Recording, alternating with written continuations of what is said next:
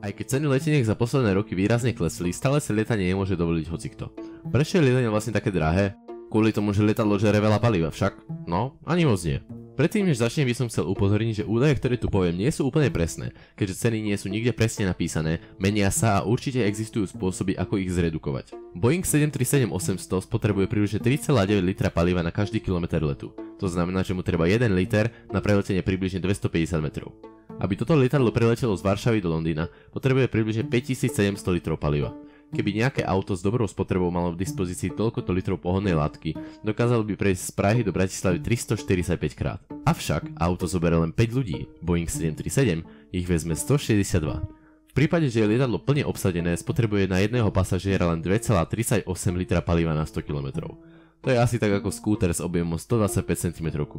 Podľa štatistík z januára leteckej spoločnosti v priemere platia 40 centov za liter leteckého paliva, čiže zaplatia 2280 eur za let z Varšavy do Londýna. Na jedného pasažiera to vychádza asi na 15 eur. Potom prečo letenka stojí vyššie 80? Je toho o mnoho viacej ako len palivo. Základná vec na cestovanie lietadlom je lietadlo. Boeing 737-800 sa oficiálne predáva za 89 miliónov eur. Jeho životnosť však nie je nekonečná. V skutočnosti životnosť nie je ohraničená počtu hodín strávených vo vzduchu, ale počtom letov.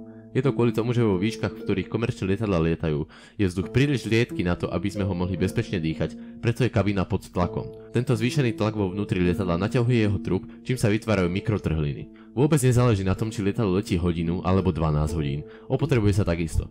Maximum letov, ktorých je 737 schopná bez veľkých a drahých údrž spraviť, je 60 000. Jeden let teda stojí 1483 eur alebo okolo 10 eur na osobu.